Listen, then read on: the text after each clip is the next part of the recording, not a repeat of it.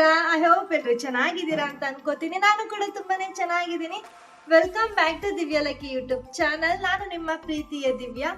So ಇವತ್ತು ನಾನು dressing table ಟೂರ್ನ ಮಾಡ್ತಾ ಇದ್ದೀನಿ. ತುಂಬಾ ದಿನದಿಂದ ಅನ್ಕೋತಿದೆ ಡ್ರೆಸ್ಸಿಂಗ್ ಟೇಬಲ್ ಟೂರ್ನ ಮಾಡಬೇಕು ಅಂತ. ಸೊ ಆ ದಿನ ಇವತ್ತು ಬಂದಿದೆ.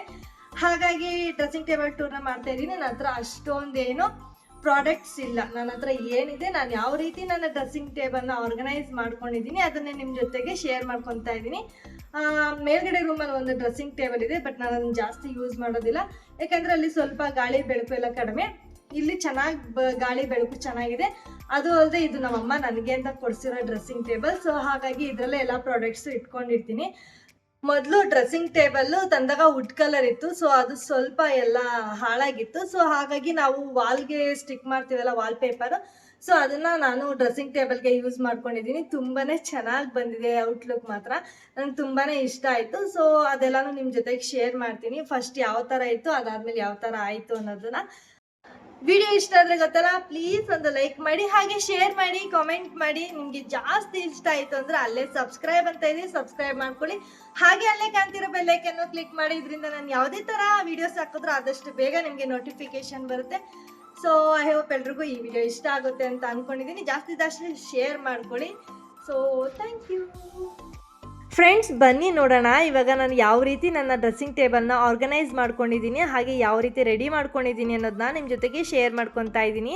ತುಂಬಾ ಚೆನ್ನಾಗಿ ಕಾಣಿಸುತ್ತೆ. ಈ ಥರ ನೀವು ಮನೇಲಿ ಒಂದ್ಸಲಿ ಟ್ರೈ ಮಾಡಿ. ನೀವು ಟ್ರೈ ಮಾಡ್ತೀರಾ ಅಂತಲೇ ಈ ಥರ ಒಂದು ಐಡಿಯಾ ಕೊಡ್ತಾ ಇದ್ದೀನಿ. ಈ ಡ್ರೆಸ್ಸಿಂಗ್ ಟೇಬಲ್ ಮೊದಲನೇದಾಗಿ ವುಡ್ ಕಲರ್ ಇತ್ತು. ಆ್ಯಕ್ಚುಲಿ ಇದು ನನಗೆ ನಮ್ಮಮ್ಮ ಕೊಡಿಸಿರೋ ಅಂಥ ಡ್ರೆಸ್ಸಿಂಗ್ ಟೇಬಲ್. ಇದ್ರ ಮೇಲೆ ತುಂಬಾ ಎಮೋಷನ್ ಇದೆ ನನಗೆ. ಸೊ ಹಾಗಾಗಿ ಇದನ್ನ ಏನಾದರೂ ಮಾಡಿ ರೆಡಿ ಮಾಡ್ಕೊಳ್ಬೇಕು. ಮಕ್ಕಳೆಲ್ಲ ಸ್ವಲ್ಪ ಹಾಳು ಮಾಡಿಬಿಟ್ಟಿದ್ರು, ವುಡ್ಡೆಲ್ಲ ಹೋಗಿತ್ತು. ಸೊ ಹಾಗಾಗಿ ಏನು ಮಾಡೋದು ಅಂತ ಯೋಚನೆ ಮಾಡ್ತಿದ್ದೆ. ಅಷ್ಟರೊಳಗಡೆ ನಾನು ನಮ್ಮ ಕೆಳಗಡೆ ಮನೆ ವಾಲ್ಗೆ ಅಂತ ವಾಲ್ ಪೇಪರ್ನ ತರಿಸಿದ್ದೆ. ಸೊ ಅದಿನ್ನೂ ಮಿಕ್ಕಿತ್ತು. ಅದರಲ್ಲಿ ಏನಾದರೂ ಮಾಡೋಣ, ಏನಾದರೂ ಕ್ರಿಯೇಟಿವ್ ಆಗಿ ಏನಾದರೂ ಮಾಡೋಣ ಅಂತ ಅಂದ್ಕೊತಿದ್ದೆ. ಅಷ್ಟರೊಳಗಡೆ ಓಕೆ ಡ್ರೆಸ್ಸಿಂಗ್ ಟೇಬಲ್ಗೆ ಇದು ಸೂಟ್ ಆಗುತ್ತೆ, ಈ ಥರ ಏನಾದರೂ ಮಾಡೋಣ ಅಂತ ಅಂದ್ಕೊಂಡು ರೆಡಿ ಮಾಡ್ಕೊತಿದ್ದೆ. ಆಮೇಲೆ ಗೊತ್ತಾಯಿತು ಸ್ವಲ್ಪ ಶಾರ್ಟೇಜ್ ಆಗ್ಬೋದು ಇದು ಅಂತ ಹೇಳಿ. ಸೊ ಹಾಗಾಗಿ ಮೊದಲನೇದಾಗಿ ಒಳಗಡೆ ಏನೆಲ್ಲ ಹಾಕಿದ್ದೆ. ಇದು ಶಾರ್ಟ್ ಆಗಿಬಿಟ್ರೆ ಮತ್ತು ಔಟ್ಲುಕ್ ಚೆನ್ನಾಗಿ ಬರಲ್ಲ ಅಂತ ಹೇಳಿ ಇವಾಗ ಅದನ್ನು ಅಲ್ಲಿಗೆ ಸ್ಟಾಪ್ ಮಾಡಿ ಔಟ್ಲುಕ್ ಮಾತ್ರ ಚೆನ್ನಾಗಿ ಬರಲಿ ಅಂತ ಅಲ್ಲಿಗೆಲ್ಲ ಅಳತೆ ತೊಗೊಂಡು ಕಟ್ ಮಾಡಿ ಇದಕ್ಕೆಲ್ಲ ಅಂಟಿಸ್ಕೊಂಡೆ. ಎಷ್ಟು ಚೆನ್ನಾಗಿ ಬಂದಿತ್ತು ಅಂದರೆ ಔಟ್ಲುಕ್ಕು ತುಂಬಾ ಚೆನ್ನಾಗಿ ಬಂದಿತ್ತು. ಎಲ್ಲರೂ ಕೇಳ್ತಾಯಿದ್ರು ಇದು ಹೊಸಾದ ಅಂತ ಹೇಳಿ. ಅಷ್ಟು ಚೆನ್ನಾಗಿ ಬಂದಿತ್ತು. ನೀವು ಯಾರಾದರೂ ಈ ಥರ ಎಲ್ಲ ಮಾಡ್ಕೊಳ್ಬೇಕು, ಆ ವುಡ್ ಹಾಳಾಗಿದೆ ಅಂತ ಹೇಳೋದಾದರೆ ಇದನ್ನು ರೆಡಿ ಮಾಡ್ಕೊಳ್ಳಿ. ತುಂಬಾ ಚೆನ್ನಾಗಿ ಬರುತ್ತೆ. ಅದು ವೈಟ್ ಕಲರ್ ಮತ್ತು ಬ್ಲ್ಯಾಕ್ ಎಲ್ಲ ಕಾಂಬಿನೇಷನ್ ರಿಂಗ್ ಎಲ್ಲ ಇದೆಯಲ್ವಾ. ಸೊ ನಂಗೆ ತುಂಬಾ ಇಷ್ಟ ಆಯಿತು. ಸೊ ಫೈನಲ್ ಆಗಿ ನಾನು ಈ ಥರ ಆರ್ಗನೈಸ್ ಮಾಡ್ಕೊಂಡಿದ್ದೀನಿ ನನ್ನ ಡ್ರೆಸ್ಸಿಂಗ್ ಟೇಬಲ್ನ. ತುಂಬಾ ಇಷ್ಟ ಆಯಿತು. ಬಟ್ ನನ್ನ ಮಕ್ಕಳು ತಿರ್ಗಾ ಯಾವಾಗ ಇದನ್ನೆಲ್ಲ ಹಾಳು ಮಾಡ್ತಾರೆ ಅಂತ ಗೊತ್ತಿಲ್ಲ. ಫಸ್ಟ್ ಸ್ಟೆಪ್ಪಲ್ಲಿ ನಾನಿಲ್ಲಿ ವೈಟ್ ಟೋನ್ ಪೌಡರು ಮತ್ತು ಒಂದು ಬಫ್ ಇಟ್ಕೊಂಡಿದ್ದೀನಿ. ಹಾಗೆ ಸನ್ಸ್ಕ್ರೀನು ಮಾಯ್ಶ್ಚರೈಸರ್ ಎರಡು ಒಟ್ಟಿಗೆ ಇದೆ ಇದರಲ್ಲಿ.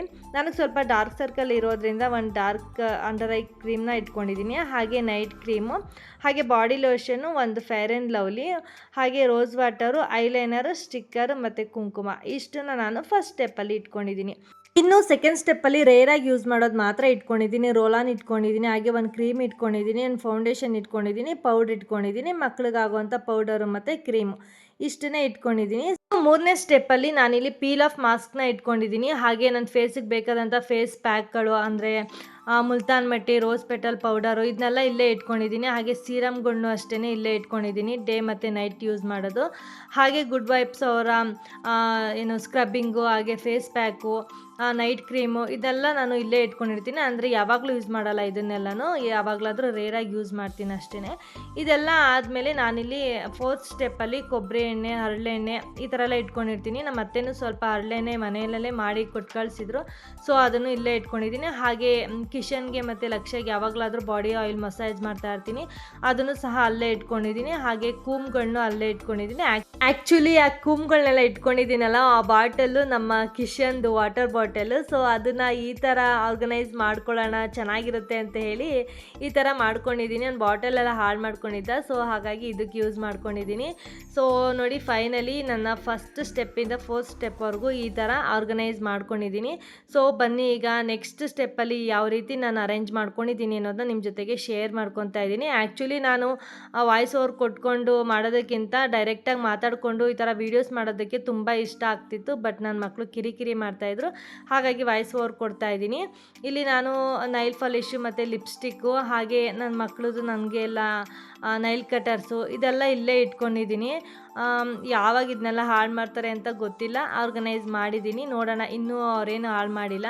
ಸೊ ಇದೆಲ್ಲ ಆದಮೇಲೆ ಹೇರ್ ಕ್ಲಿಪ್ಸ್ನೆಲ್ಲ ಇಟ್ಕೊಂಡಿದ್ದೀನಿ. ಇದರಲ್ಲಿ ನಾನು ಜಾಸ್ತಿ ಹೇರ್ ಕ್ಲಿಪ್ಸ್ನ ತೊಗೊತೀನಿ, ಏಕೆಂದರೆ ಎಲ್ಲಂದ್ರೆ ಅಲ್ಲೇ ಇಟ್ಬಿಡ್ತೀನಿ, ಒಂದೊಂದ್ಸಲಿ ಮರ್ತೋಗ್ಬಿಡ್ತೀನಿ. ಈ ಥರ ಇಟ್ಕೊಂಡ್ರೆ ಹಂಗೆ ಎತ್ಕೊಳ್ಬೋದು, ತೆಗೆದು ಹಾಗೆ ಇಡ್ಬೋದು ಅಂತೇಳಿ. ಸೊ ಇದೊಂದು ನಾನು ಅಗಾರೋ ಅವ್ರದ ಅಂದರೆ ಹೈಬ್ರೋಸ್ ಎಲ್ಲ ಮಾಡ್ತಾರಲ್ವ, ಅದನ್ನು ತೊಗೊಂಡು ಇಟ್ಕೊಂಡಿದ್ದೀನಿ. ನಾನು ಹೈಬ್ರೋ ಮಾಡೋವಾಗ ತುಂಬಾ ಹೆಲ್ಪ್ ಆಗುತ್ತದು. ಸೊ ಇದೆಲ್ಲ ಆದಮೇಲೆ ನಾನು ಇಲ್ಲಿ ಒಂದು ಬಾಕ್ಸಲ್ಲಿ ಕ್ಲಿಪ್ಸು ಮತ್ತು ಹೇರ್ ಪಿನ್ಸ್ ಎಲ್ಲ, ಅದೇ ಸುಜಾತಾ ಪಿನ್ಸ್ ಎಲ್ಲ ಬರುತ್ತಲ್ಲ, ಅದನ್ನು ಈ ಬಾಕ್ಸ್ನಲ್ಲಿ ಇಟ್ಕೊಂಡಿದ್ದೀನಿ. ನಾನು ಹೇಳ್ದಾಗೆ ಈ ಕ್ಲಿಪ್ಸು ಮತ್ತು ಹೇರ್ ಪಿನ್ಸು ಇದೆಲ್ಲ ನಾನು ಜಾಸ್ತಿ ಹಾಳು ಮಾಡ್ಕೊತಾ ಇರ್ತೀನಿ, ಎಲ್ಲಂದ್ರೆ ಅಲ್ಲೇ ಇಟ್ಬಿಡ್ತೀನಿ. ಹಾಗಾಗಿ ಜಾಸ್ತಿನೇ ತೆಗೆದಿಟ್ಕೊಂಡು ಬಿಡ್ತೀನಿ ಅದನ್ನೆಲ್ಲ. ಇದೆಲ್ಲ ಆದಮೇಲೆ ಈಗ ಲಾಸ್ಟ್ ಸ್ಟೆಪ್ಪಲ್ಲಿ ಬಂದು ನಾನು ಅಗಾರೋ ಅವರ ಸ್ಟ್ರೈಟ್ನರ್ನು ತೊಗೊಂಡಿದ್ದೀನಿ. ಅಂದರೆ ಇದು 3 in 1 ತುಂಬಾ ಚೆನ್ನಾಗಿದೆ. ಇದ್ರ ಬಗ್ಗೆ ಡೀಟೇಲ್ಸ್ ಬೇಕು ಅಂದರೆ ನನಗೊಂದು ಕಾಮೆಂಟ್ ಮಾಡಿ, ನಾನು ಇದ್ರ ಬಗ್ಗೆ ತಿಳಿಸ್ಕೊಡ್ತೀನಿ ಯಾವ ರೀತಿ ಮಾಡ್ಕೊಳ್ಳೋದು ಅಂತ ಹೇಳಿ. ತುಂಬಾ ಚೆನ್ನಾಗಿದೆ. ಸೊ ಇದೆಲ್ಲ ಆದಮೇಲೆ ಇದ್ರ ಬ್ಯಾಂಗಲ್ಸ್ನೆಲ್ಲ ಈ ಥರ ಸ್ಟೋರ್ ಮಾಡಿ ಇಟ್ಕೊಂಡಿದ್ದೀನಿ. ಆ್ಯಕ್ಚುಲಿ ನಾನು ಇದನ್ನು ಬೇರೆ ಥರ ಯೂಸ್ ಮಾಡ್ಕೊಳ್ಳೋಣ ಅಂದ್ಕೊಂಡೆ, ಬಟ್ ಇವಾಗ ಆಗೋದಿಲ್ಲ. ನೆಕ್ಸ್ಟು ಯಾವಾಗಲಾದರೂ ತರಿಸ್ಕೊಂಡಾಗ ನಾನು ನಿಮಗೆ ತಿಳಿಸ್ಕೊಡ್ತೀನಿ. ಇದೆಲ್ಲ ಆದಮೇಲೆ ಈ ಪುಟಾಣಿ ಬಾಕ್ಸಲ್ಲಿ ನಾನು ರಿಬ್ಬನ್ಸ್ ಎಲ್ಲ ಇಟ್ಕೊಂಡಿದ್ದೀನಿ. ಆ್ಯಕ್ಚುಲಿ ಇದು ನನಗೆ ನನ್ನ ಫ್ರೆಂಡ್ ಕೊಟ್ಟಿದ್ದು ಅರಿಶಿನ ಕುಂಕುಮಕ್ಕೆ ಅಂತ ಹೋದಾಗ. ತುಂಬಾ ಚೆನ್ನಾಗಿದೆ, ಕ್ಯೂಟಾಗಿದೆ, ಅದಕ್ಕೆ ಅದನ್ನು ಇಟ್ಕೊಂಡಿದ್ದೀನಿ. ಸೊ ಇದೆಲ್ಲ ಆದಮೇಲೆ ಲಾಸ್ಟಲ್ಲಿ ಈ ಥರ ಬಾಕ್ಸಲ್ಲಿ ನಾನು ಆರ್ಟಿಫಿಷಿಯಲ್ ಜ್ಯುವೆಲ್ಸ್ ಎಲ್ಲ ಇದರೊಳಗಡೆ ಇಟ್ಕೊಂಡಿದ್ದೀನಿ. ಹಾಗೆ ಇದೊಂದು ಪಿನ್ ಬಾಕ್ಸ್ನು ಈ ಥರ ಇಟ್ಕೊಂಡಿದ್ದೀನಿ. ಜಾಸ್ತಿ ಹಾಳು ಮಾಡ್ಕೊತಾ ಇರ್ತೀನಿ. ಎಲ್ಲ ಹೆಣ್ಮಕ್ಳಿಗೂ ಇದೇ ಪ್ರಾಬ್ಲಮ್ ಅಂತ ಅನಿಸುತ್ತೆ. ಹಾಕೊಳ್ಳುವಾಗ ಹುಡುಕಿ ಹಾಕ್ಕೊತೀವಿ, ಮತ್ತೆ ಎಲ್ಲಂದ್ರಲ್ಲೇ ಹಾಕ್ಬಿಡ್ತೀನಿ. ಸೊ ಹಾಗಾಗಿ ಆ ಬಾಕ್ಸಲ್ಲಿ ಇಟ್ಕೊಂಡಿದ್ದೀನಿ. ಹಾಗೆ ಒಂದು ಸೊಂಟದ ಪಟ್ಟಿ ಮಾಡ್ಕೊಂಡಿದ್ದೀನಿ, ಪ್ಲೈನ್ ಆಗಿರೋದು. ತುಂಬಾ ಇಷ್ಟ ಆಗಿ ತೊಗೊಂಡೆ ಅದನ್ನು. ಸೊ ಇಲ್ಲೊಂದು ಸರಗಳನ್ನ ತೊಗೊಂಡಿದ್ದೀನಿ, ತುಂಬಾ ಇಷ್ಟ ಆಯಿತು. ಇದು ಬ್ಲ್ಯಾಕ್ ಮತ್ತು ಗೋಲ್ಡ್ ಇದೆಯಲ್ವಾ, ಅದು ಇವಾಗ ಟ್ರೆಂಡಿಂಗಲ್ಲಿತ್ತಲ್ಲ, ಸೊ ಹಾಗಾಗಿ ಅದನ್ನು ತೊಗೊಂಡಿದ್ದೆ. ಇದೆಲ್ಲ ಆದಮೇಲೆ ಜಡೆಬಿಲ್ಲೆ, ಇದಂತೂ ಎಲ್ಲ ಕಡೆ ಫೇಮಸ್ ಇವು.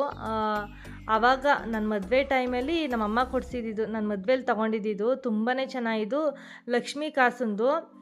ಫುಲ್ಲು ಒಳಗಡೆ ಲಕ್ಷ್ಮಿ ಬಂದಿರುತ್ತೆ, ಸುತ್ತಲೂ ವೈಟ್ ಕಲರ್ ಸ್ಟೋನ್ ಇತ್ತು. ಆಲ್ಮೋಸ್ಟ್ ಎಲ್ಲರ ಹತ್ರನೂ ಇರುತ್ತೆ ಅನಿಸುತ್ತೆ, ಇದು ನನ್ನ ಹತ್ರ ಅಂತಲೇ ಅಲ್ಲ, ಎಲ್ಲ ಹೆಣ್ಮಕ್ಳ ಹತ್ರನೂ ಈ ಥರ ಸೊಂಟದ ಪಟ್ಟಿ ಹಾಗೆ ಈ ಥರ ಜಡೆಬಿಲ್ಲೆಗಳು ಇದ್ದೇ ಇರುತ್ತೆ. ಇನ್ನು ಇಯರಿಂಗ್ಸ್ ಕಲೆಕ್ಷನ್ಸ್ ಬಂದರೆ ನನ್ನ ಹತ್ರ ಜಾಸ್ತಿ ಇಲ್ಲವೇ ಇಲ್ಲ. ನಾನು ಏನು ತೊಗೊಂಡಿದ್ದೀನಿ ಅದಕ್ಕೆ ಸೆಟ್ ಬಂದಿರುತ್ತಲ್ವ, ಅಷ್ಟೇ ಇಯರಿಂಗ್ಸೇ ನನ್ನ ಹತ್ರ ಇರೋದು. ನನಗೆ ತುಂಬ ಇಷ್ಟ ಇಯರಿಂಗ್ಸ್ ಕಲೆಕ್ಷನ್ ಮಾಡ್ಕೋಬೇಕು ಅಂತ. ನೋಡೋಣ, ಮುಂದಕ್ಕೆ ಮಾಡೋಣ ಅಂತ ಅಂದ್ಕೊಂಡಿದ್ದೀನಿ. ಸೊ ಫ್ರೆಂಡ್ಸ್, ಇದಾಗಿತ್ತು ಇವತ್ತಿನ ವ್ಲಾಗ್. ಇಷ್ಟ ಆಗಿದ್ರೆ ದಯವಿಟ್ಟು ಒಂದು ಲೈಕ್ ಮಾಡಿ, ಕಾಮೆಂಟ್ ಮಾಡಿ. ಹಾಗೆ ಇನ್ನೂ ಯಾರು ನನ್ನ ಚಾನಲ್ನ ಸಬ್ಸ್ಕ್ರೈಬ್ ಆಗದೆ ನೋಡ್ತಿದ್ದೀರಾ, ದಯವಿಟ್ಟು ನನ್ನ ಚಾನಲ್ನ ಸಬ್ಸ್ಕ್ರೈಬ್ ಮಾಡ್ಕೊಳ್ಳಿ ಅಂತ ಹೇಳ್ತೀನಿ. ಹೋಗಿ ಬರ್ತೀನಿ, ಬಾಯ್.